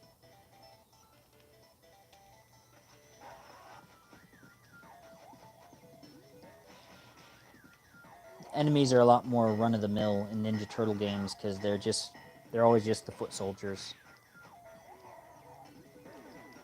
Although, if they made something more like the comics, you could be fighting the Purple Dragons gang, and so you could still end up fighting some gang members like this.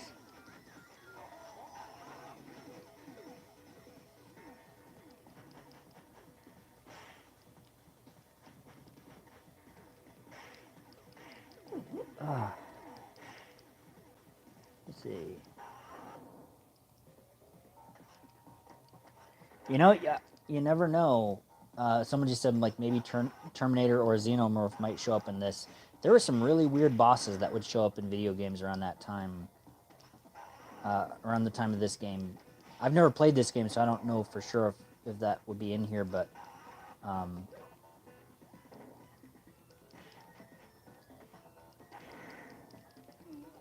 it's funny when you look back at how much video games rip off movies. Even Star Fox, which was one of my favorite games on the 64, there's a whole level that's basically rips off Independence Day. It has the big saucer that flies over this building and has this big green beam that comes out of the center of it. It's totally Independence Day. And then Jet Force Gemini, which is also one of my other favorite 64 games. That one really ripped off Stargate with Mizar's... Mizar was the main villain of that game. Oh, looks like I'm dead. They really ripped off Stargate with the big pyramid landing platform for the spaceship. And a lot of games did that. They just take whatever was popular at the time and throw it into their game. I heard somewhere that like the box art for the original Contra game is basically Rambo and Arnold Schwarzenegger. Like they redrew them from a couple of their movie posters. So I don't know if that's true or not, but I need to look at the art to see. But I wouldn't put it past them because like a lot of things do that. Oh hey, Cassandra Welch, nice to see you.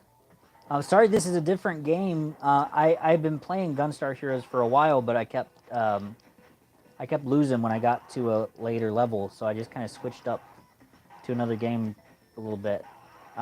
If you'd like to see me play Gunstar Heroes, I could switch back to that one, because this was I just switched up to this, just kind of on a whim, because I haven't really played this game much. I think I may have tried it once back when we first got this Mega Collection. Actually, I'm going to back out of this real quick. And I'll let you see that first game. I won't play through the whole thing of it. Since you just joined us, I'll let you see the first level of it. So... sorry, everybody who was here from the beginning. We're going to do a little bit of a retread here. But,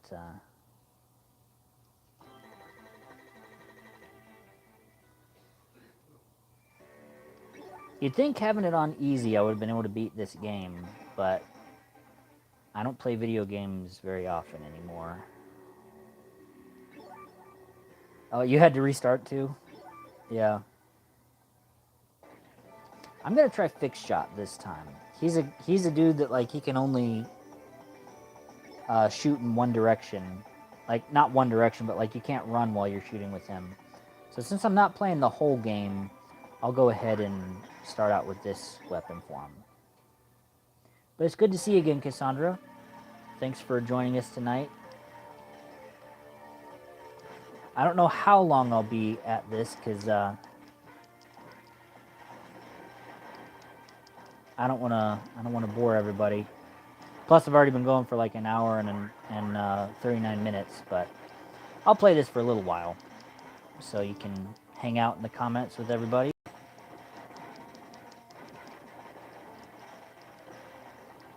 See, this is the guy I usually played as. But I also usually had one of my brothers playing with me, and he could handle the difficult stuff. My brothers were always better at video games than me.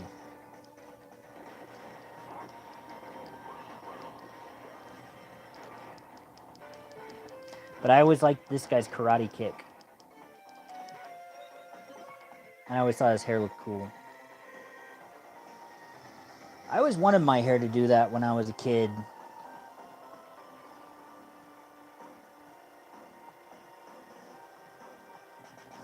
Oh yeah, turning off the...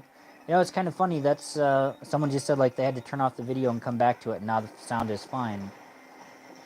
It's kind of funny. Sometimes you'd have to do that with old video games too. You'd have to turn them off, blow in the cartridge, and then restart them, and then they'd work again.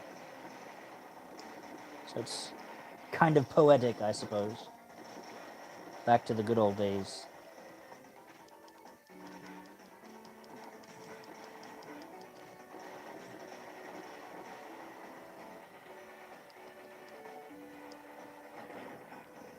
This game, and if I had to pick like all of my favorite Sega games from when I was a kid,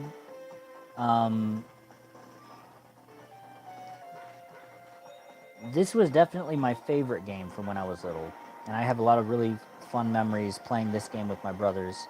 I also really loved the Tailspin game, but that one got very hard the longer you played it. And one of the games I played the most was the old Jungle Book game, because Jungle Book was my favorite Disney animated film. And they made a Jungle Book game that was really fun on the Sega Genesis. So it was this game, Jungle Book, Sonic 2, and Justice League Task Force was another one of my favorites. It was like a fighting game, but it was like DC superheroes. And then another game we had was like it was a little it was a Wile E. Coyote and Roadrunner game. And the cool thing about the game was like there were two modes of play. There was a mode where you were playing as the coyote, trying to catch Roadrunner, and then there was a mode where you could play as Roadrunner, trying to get away from the coyote. And that was a lot of fun. I always played as Coyote, because I always liked the coyote when I was a kid. Plus the coyote, he had a whole bunch of funny items and gadgets that would show up in Acme boxes. So it was more fun gameplay as the coyote, I always thought, because if you were playing as Roadrunner, you were kind of just sort of running around like Sonic really fast. And I always thought, like, well, if I want to run around like Sonic, like, I'll just play Sonic, you know? But being able to be the coyote was fun because it was different. I always hated these bees. Not the bees! Not the bees! Ah!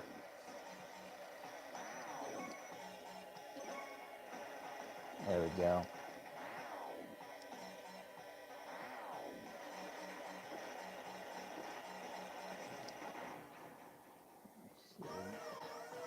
Oh, you remember that?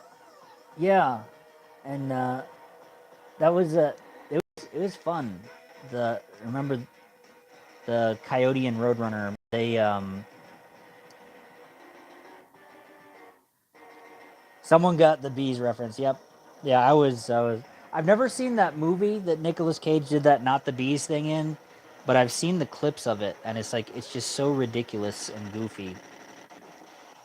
Like pretty much everything he does, really.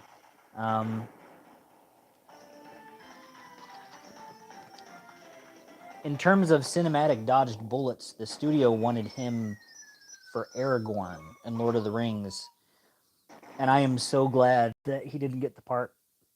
Nothing against him as a person, but I really wouldn't have wanted to see him be Aragorn, because that would have just been so goofy. I can't imagine how bad that would have been. Well, actually, I can imagine, and that's the problem.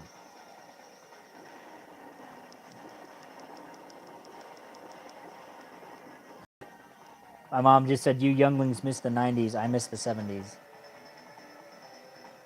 Definitely had good music in the '70s.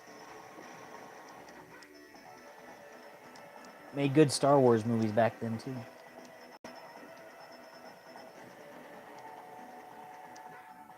In terms of other In terms of other weird casting stuff that was a possibility for Lord of the Rings, another person the studio kind of wanted was they wanted Jack Black for Sam because they thought, oh, he's popular with the young people, and he can be the comic relief of the movie. And it's like, oh man, that would have been. Of course, maybe he would have done some power ballad versions of Tolkien's songs from the book, so who knows? Maybe it would have been amazing. But it's kind of weird to think what might have been in certain films when you hear like who was almost cast and who studios wanted for different people. The studio was looking at Jake Gyllenhaal for Frodo. Yes, I'm totally serious. Yeah, they were thinking Jack Black for Samwise Gamgee. Their logic was seriously this. They thought, oh, so Sam is the fat one, and he's the comic relief of the book. I don't know where they got the idea that Sam was comic relief, but they thought like we need to get the kids interested in this movie, and since he needs to be funny and a little chunky, let's get Jack Black because he's the only guy we can think of. And it would have been so bad, so bad.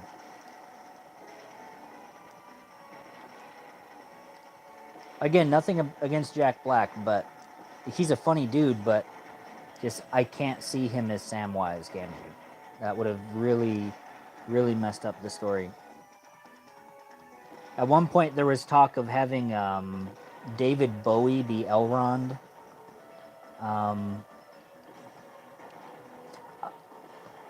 You know, someone just said like they hate to admit it, but Lord of the Rings is one of the things they haven't watched. But Star Wars, they watched 4 through 6, and let me see. They've read the novels for 1 and 2, not 3 yet though. Well, let me see. I don't. It's hard to know what to say about Lord of the Rings because I don't know what kind of movies you've watched. I will warn you, there are some creatures in it that are kind of gross looking because the bad guys are like these goblin orc things. So you might want to. I really love the Lord of the Rings movies. They're a great story. They've got amazing cinematography and production value. One of the best scores of all time. It's really one of the best trilogies ever made, if not the best trilogy ever made, in my opinion. I know that sounds weird since I'm like a Star Wars guy, but there was just so much love and stuff put into that movie. But yeah, if you do watch Lord of the Rings, the extended editions are the best version of it to watch. They're long, but you can watch them in parts. But I don't know what you've seen in terms of kind of creepy imagery. So just be aware that there are some things, like if you don't like kind of scary looking creature things, because I'm not like a horror movie guy myself, so I don't really like really creepy stuff. And I'll admit that like the first couple times I saw Lord of the Rings, I had to get used to some of the monsters in it, just because I was like, they didn't have to be that gross with them. But I've gotten used to it now, so it doesn't bother me or anything. But I just don't know where you, Kissaronda, where you would lay on that, because some people stuff bothers them, other people they can see the same image and it wouldn't bother them at all. So, but they're really good films.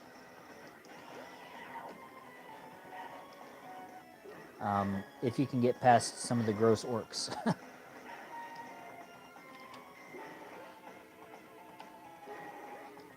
But yeah, it's funny to read the casting stuff on what could have happened with different movies. The only casting what if that I heard, the only bit of casting that didn't happen for Lord of the Rings that I heard that I was like, oh man, that is kind of a missed opportunity a little bit, was that the studio kind of thought Anthony Hopkins might be cool for Theoden, but he was too expensive, so they couldn't get him. So, but I could see him as Theoden really good. Bernard Hill did a great job with him, but I think Anthony Hopkins would have been cool too.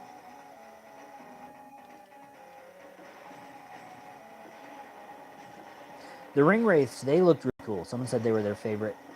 Frau Schneidel. Is it Schneidel or Schneidel? I'm not sure how you'd say that. Usually I can figure out German stuff pretty good, but...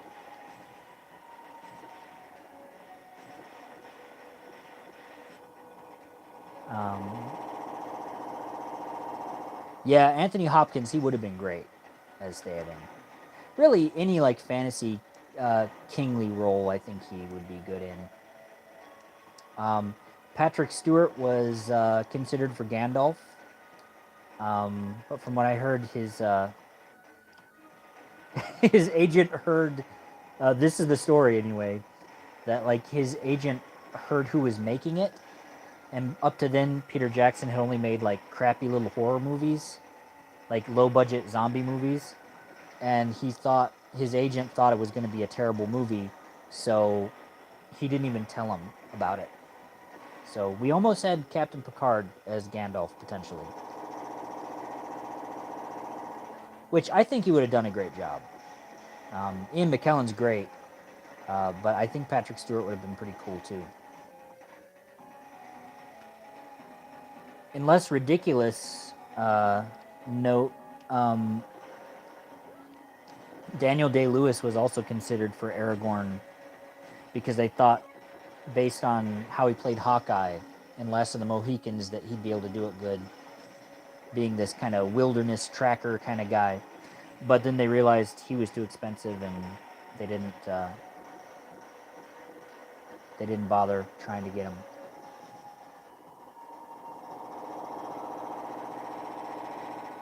So, if Five Nights at Freddy's is kind of as creepy as you typically go, the orcs might be a bit too much for you. I don't know. I would say maybe look up some scenes of Lord of the Rings on YouTube. That way you can turn them off in a hurry if they start getting too spooky for you. Because I'd hate to recommend a movie and be like, yeah, this is great, and then have it be like too creepy for you. I'm always really careful about that if I seem like I'm kind of overdoing it, but like I've had people recommend a movie to me because they didn't find anything objectionable in it, but then I watched it and I was like, how in the world did you think I would like this? So I always want to take into account that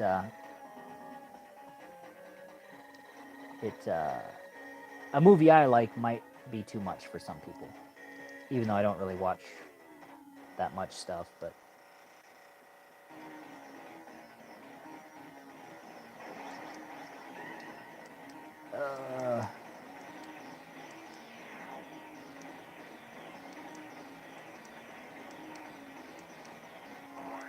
wouldn't be a Japanese project without a transforming robot in it, would it?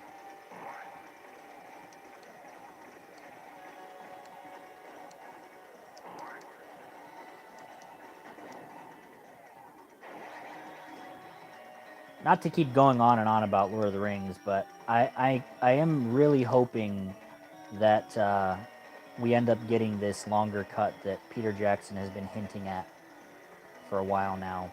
He keeps talking about the 25th anniversary edition, but I can never tell if he's like kind of joking or if he's serious, because he talked about it once at a convention, and what he said was the only thing holding him back was the fact that all the negatives for the footage they shot of all the extra footage is still here in America, so that's kind of keeping him from being able to edit it together. So, sounds like he kind of wants to do it, but he said basically what would end up happening is if he can make this ultimate edition with all these scenes they weren't allowed to finish just for time constraints, that the movie would basically be like each movie in the trilogy would be 6 hours long apiece. So that would be something you'd have to. That would be something you definitely have to kind of sit there and maybe watch over the course of a few nights, I would say. Because a 6 hour movie, that would be a long time. I watched the Snyder Cut, but, 4 hours I felt was pushing it for a movie. Yeah, well, I mean, there's only a spider in the third movie. And the normal version of the film isn't 6 hours. He's talking about doing a special edition that brings in like all the deleted scenes elements that they had to cut. So let me back out of this one. But yeah, oh crap, what am I doing here? Hold on, I hit the wrong button. There we go.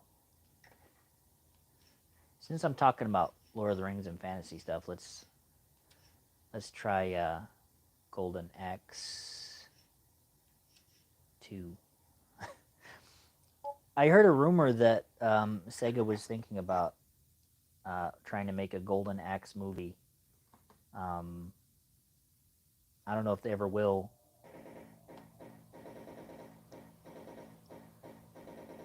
Well, I mean, someone just said 6 hours is too much, man. But it's like, every once in a while I kind of think like, well, is it though? Because a lot of people, they'll say like 4 or 6 hours for movies, like, I could never watch that. But then they'll talk about binging a whole season of a TV show, and each episode is like an hour long. So it's like, so they end up sitting there for like 6-8 hours binging a TV show that they like. So I was just kind of figure like, well, it's kind of like that. That's more like it. I gotta run now with this guy. What was that? Not very intimidating orc sound. Bleh, bleh.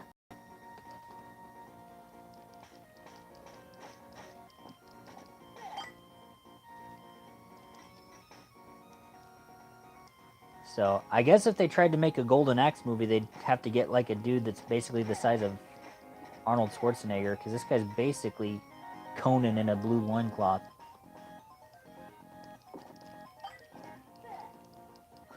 Oh, I'm riding a dragon now. Cool. Oh crap! I think I just used up my special move. I think that's supposed to like take out every guy on screen. Yeah, 6 hours is really long for a movie, but at the same time, I guess I'm just of the opinion that like, if you like it, if you like a story and you can get more of it, you can just kind of break it up on your own, and just stop it. Because actually, me and my brothers have been watching the Lord of the Rings movies again over a course of a few nights, and what we do is, since they're split up over 2 discs in the special edition anyway, because my brother has the DVDs, and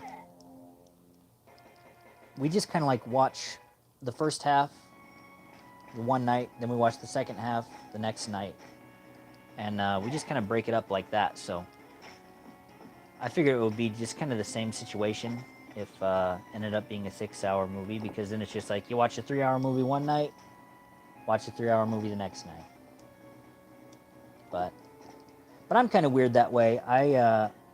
If I like something, I'll just I'll watch a lot of it, because I used to watch all the special features on Lord of the Rings, and there's like over 6 hours of bonus material on Lord of the Rings, and I used to sit there for hours just watching that stuff. And in fact, I think I've watched the special features for Lord of the Rings even more than I've watched the films themselves. Same with Star Wars, just because I loved seeing all the behind-the-scenes stuff on how they made the movies. That stuff's always just fascinated me. Seeing how they made stuff. Trying to figure out how to do it myself in a cheaper way. It's like, okay, well, I can't do that, but because I don't have $1 million, but I could do kind of a crappy little facsimile of it if I just put in a bit of extra work. Because a lot of special effects, it comes down to time and effort. It's like it might not look as great as some Hollywood stuff, but if you put in enough time, you don't need some of the same stuff that they need to make their movies. You can kind of extrapolate how to do a cheaper version of it. We got some Ray Harryhausen skeletons over here.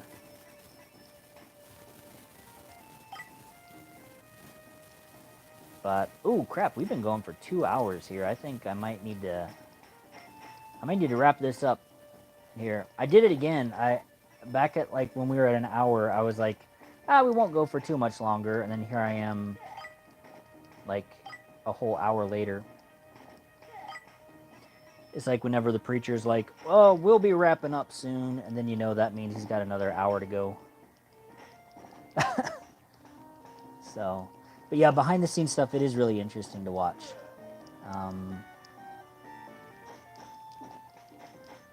Let's see, what's the chat again? I'm going to try to answer the last few comments real quick, and then we'll probably call it a night, because I got to go do some dishes so I can get the crock pot going for dinner tonight. So, not to bore you with all my normal house stuff, but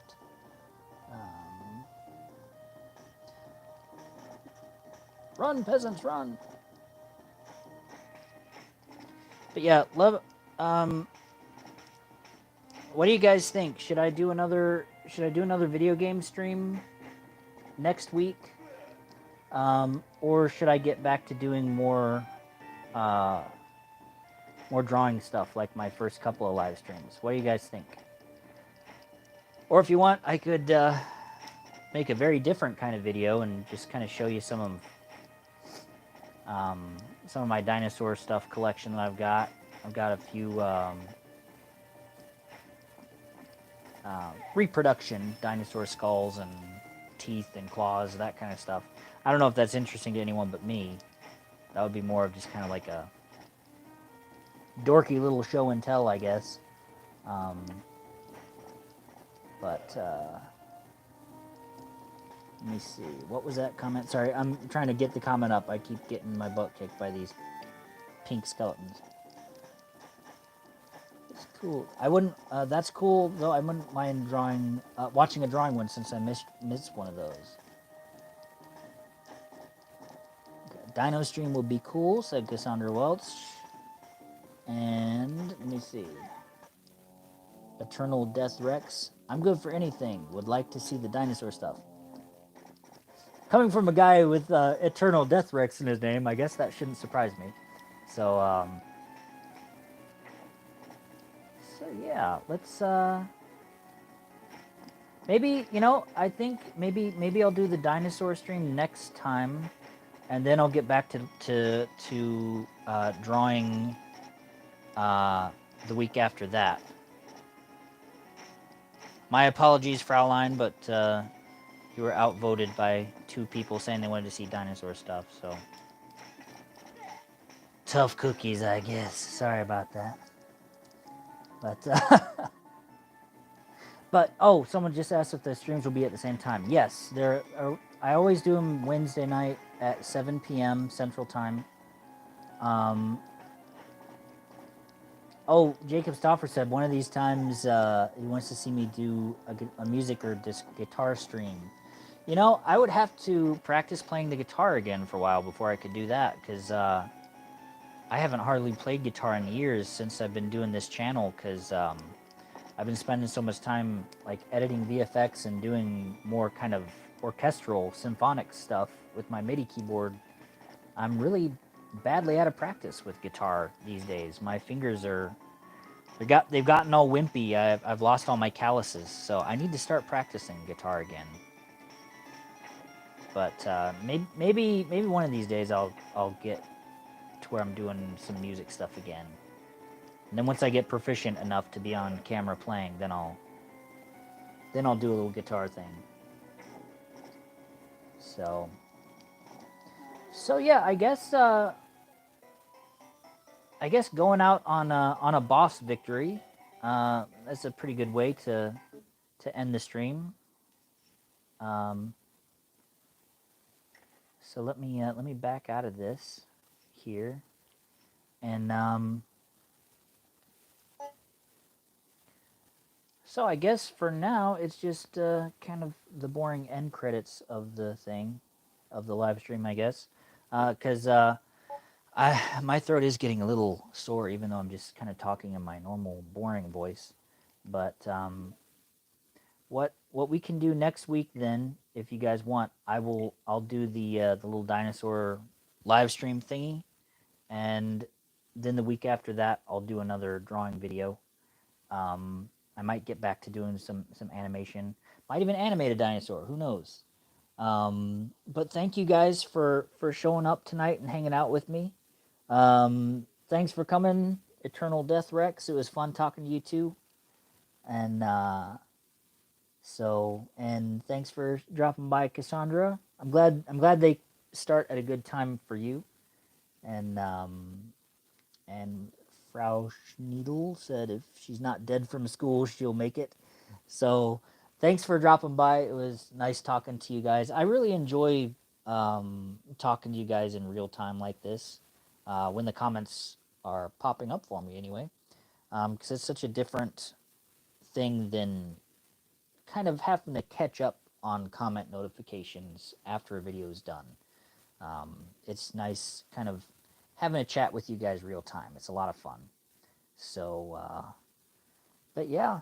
And Jacob Stauffer said he'll be there too if he's not too sleepy from work. Yeah. If it's a choice between rest or having a chat with me, I say get some sleep, dude. I don't want you damaging your health on my account. You need to get some rest, especially with all the sickness going around right now, because there's some nasty stuff going around.